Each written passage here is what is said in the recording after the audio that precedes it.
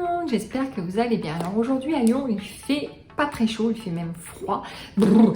Alors du coup, je me suis dit, qu'est-ce qu'il y a de mieux pour pouvoir se réchauffer qu'une bonne brioche au pralines. Des pralines qui viennent directement du centre de Lyon. Et ben on va se régaler. Et en plus, elles sont super bonnes. Je vais vous faire voir. Alors, j'ai pas mis des pralines, j'ai pas acheté des pralines en entier. J'ai acheté des pralines, vous voyez, concassées. Mais ça sera parfait pour la préparation. Donc, vous allez voir, c'est super simple à réaliser puisque c'est la recette intégrée au Fagor. En plus de ça, pour ceux qui ne savent pas, j'avais déjà réalisé dans mes premières vidéos, je crois que c'était la deuxième ou la troisième vidéo, une pâte à brioche qui était vraiment explosive. Je vous conseille d'aller voir. Elle avait tellement bien levé qu'elle avait carrément poussé le bouchon, elle débordait carrément du couvercle. Donc c'était impressionnant comme quoi elle avait super bien levé. Donc le souci, c'est que j'ai voulu faire une petite modification au niveau son et il faut croire que je parle trop parce que ça m'a un peu coupé la voix. Donc c'est pas très grave. De toute façon, j'ai décidé sur ça aussi de vous réaliser à nouveau une brioche aux pralines. En plus, on va se régaler parce qu'en principe, tout le monde aime la brioche aux pralines. Donc voilà. Et de toute façon, comme je vous disais à l'instant, que ce soit une brioche aux pralines, aux pépites de chocolat, à la fleur d'oranger, avec des sucres grains par-dessus en décoration, ou même aux fruits confits, enfin, peu importe, on peut tout faire à l'écorce d'orange, à l'écorce de citron, bref, s'arrête la recette intégrée au Fagor. Vous allez voir, c'est super simple à réaliser. Donc, vous pouvez quand même aller visionner ma recette, seulement ça coupe un peu la voix, mais ça sera la recette identique à 100%.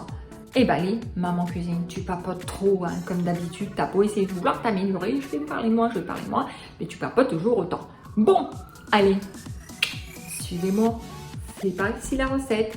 Allez, à tout de suite, miam miam.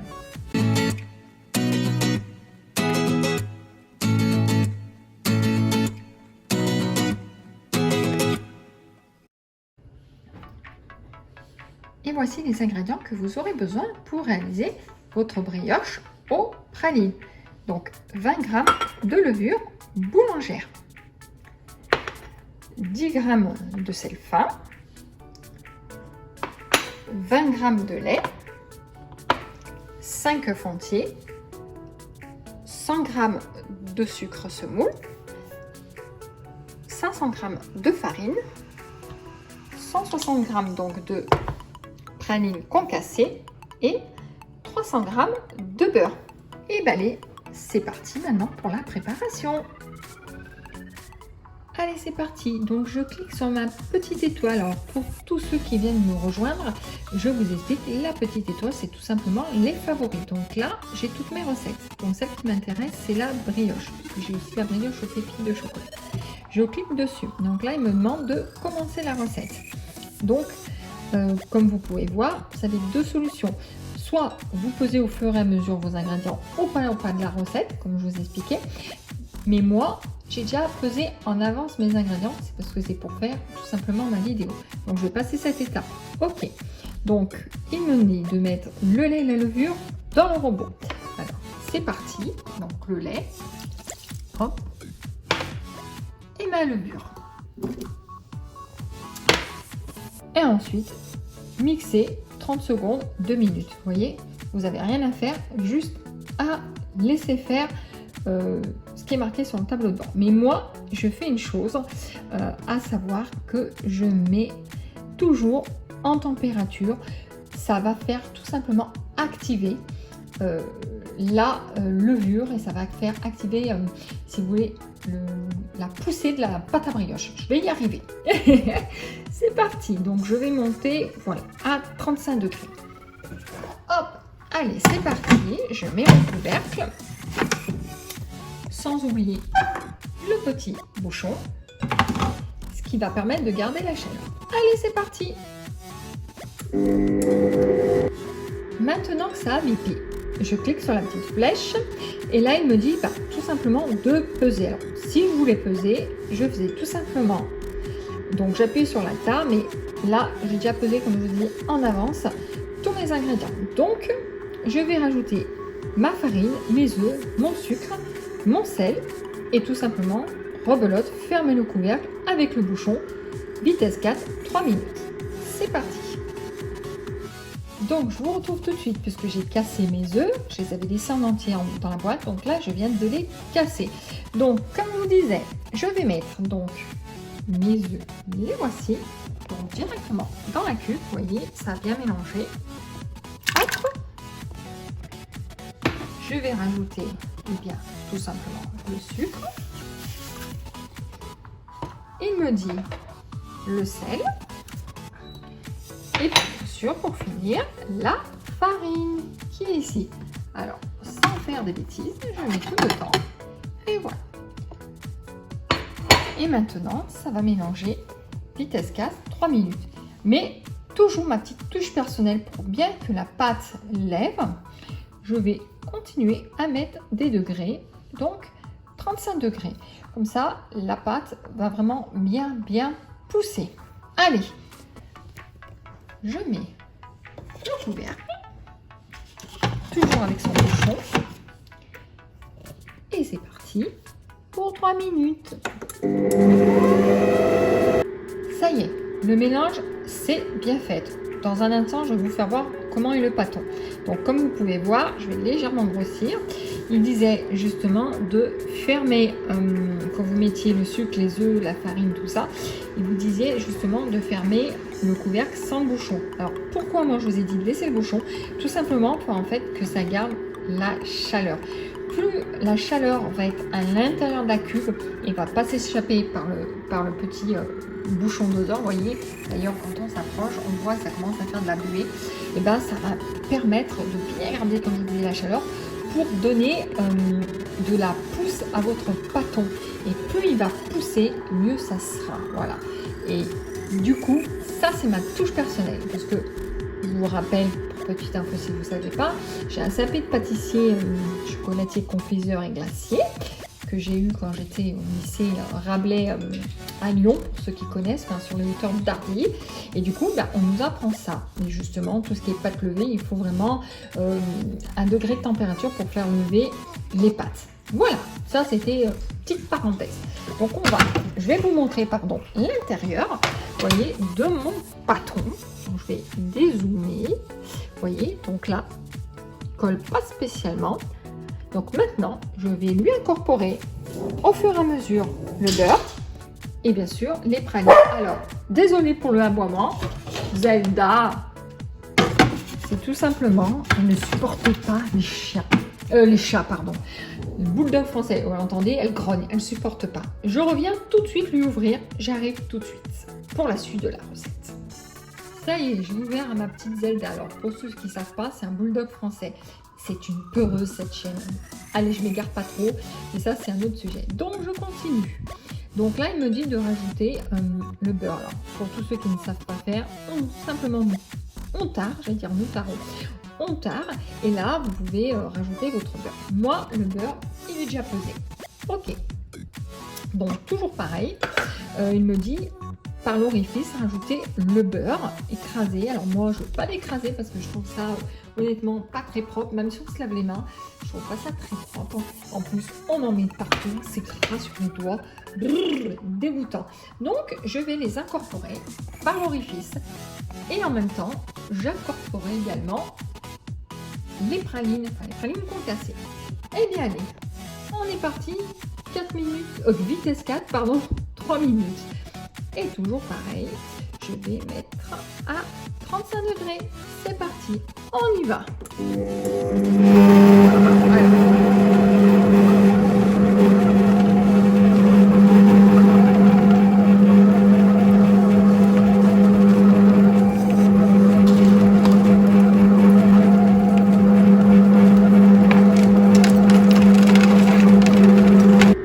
Donc, je suis désolée pour le bruit, ça dû vous casser les oreilles, mais c'était vraiment pour vous faire voir, voilà, comment je faisais pour bien mélanger, pour que ça soit vraiment bien incorporé entre les deux.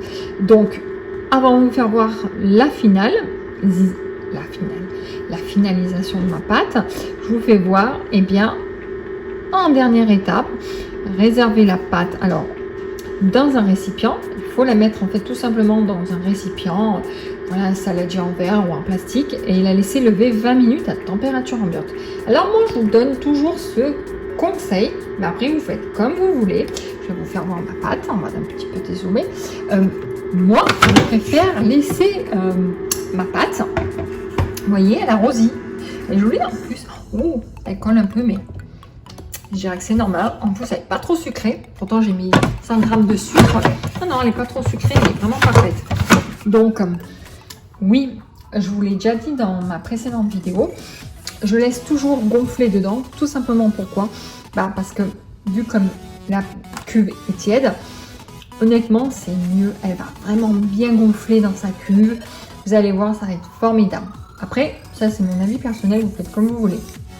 Mais moi, j'ai toujours fait comme ça. Quand je travaillais en pâtisserie et en boulangerie, on laissait toujours lever, voilà, dans la cuve. Voilà. Et bien, écoutez, on se retrouve tout à l'heure pour l'évolution de la pâte. Et puis ensuite, eh bien, pour la finalisation, avant la cuisson. À tout à l'heure. Donc, voyons voir au bout de 4 heures ce que cela a donné. Alors, déjà par l'orifice. C'est pas mal, elle a bien levé. Alors, c'est pas comme la dernière fois où ça fait vraiment expulser le bouchon de son orifice. Donc, voyons voir. Et ben, elle est vraiment très jolie. Non, elle a vraiment bien levé. Donc, en plus, c'est trop sympa, il y a des petites bulles. Ah, on m'a fait la réflexion que ma pâte à brioche était rosée. Je ne citerai pas de nom dans la famille. Bref, donc si cela vous dérange pas, vous faites ma recette. Autrement, vous pouvez très bien mettre au dernier moment, juste avant la cuisson, incorporer vos petites pralines. Bon, on se retrouve tout de suite pour le façonnage et le dégazage de la pâte. Tout de suite. Ça y est, donc j'ai sorti ma pâte donc de la cuve, je l'ai mis sur mon plan de travail et je vais procéder maintenant au dégazage. Allez, c'est parti. Donc, si ça colle un petit peu, eh bien, je rajoute un petit peu de farine. Je peux utiliser mon petit ustensile qui s'appelle un découpe-pâte, ce qui permet de mettre tout simplement la pâte au milieu. Vous voyez, regardez comme elle est belle. Elle n'est pas magnifique. Comme dirait ma petite caméra préférée, c'est satisfaisant. Donc, je dégaze bien, ce qui va permettre d'enlever le gaz de la pâte.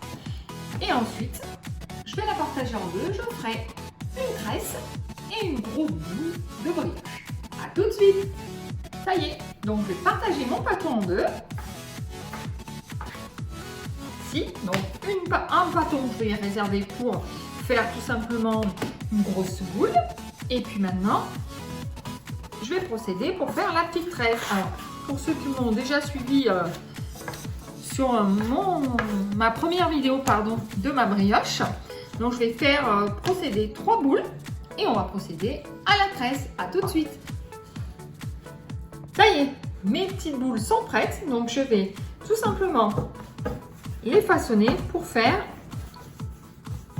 tout simplement un premier pâton assez long comme ceci. Voyez, que je positionne comme ceci. Alors, quand ça colle, n'hésitez pas à mettre un petit peu de farine. Hein. Faut surtout pas hésiter. Et un deuxième, donc toujours pareil, si c'est pas très long, qui sont assez courts mes petits pâtons, on redonne un petit coup pour les allonger. Voyez, alors comme c'est de la praline, ça colle pas mal. Donc comme je vous ai dit, j'aurais peut-être dû mettre les pralines qu'au dernier moment, mais bon, c'est pas très grave. Hein, voilà. Hop. Et ensuite, je les positionne côte à côte et là, je vais former ma tresse. Donc, je prends les 3 extrémités comme ceci et ensuite, comme le tresse de vos enfants, hop, hop, hop, hop et hop. Alors, c'est pas une très jolie tresse parce que d'y faire à l'envers, c'est pas évident, mais bon. Ça donne une jolie forme quand même. Et ensuite, on procède pour la boule, tout simplement, Alors ça colle, hein, vous voyez, mes mains, ça colle. N'hésitez pas à mettre un petit peu de farine. Et là, on va faire une belle boule.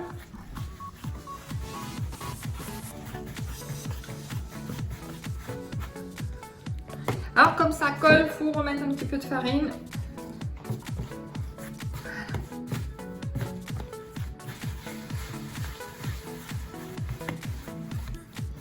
Et voici donc une belle boule brioche que je vais positionner dans un plat. Et bien sûr, ma petite tresse qu'on mettra dans un plat à cake. Et bien maintenant, je vais les laisser lever une bonne petite heure à température ambiante. Et ensuite, on passera à la cuisson. Sans oublier de badigeonner dans l'onda. À tout à l'heure. Ça y est, les brioches sont cuites. Regardez-moi ça, elles sont belles. Regarde. Et bien vous savez quoi? En plus ça sent super bon, elles sont encore un peu chaudes. On va s'en couper une petite tranche pour voir comment commencer à l'intérieur. Ah. Et en plus ça, regardez ça. Je vais en couper une deuxième. Je sais que dans la maison il y a des gourmands et des gourmandes. Et en plus, moelleuse.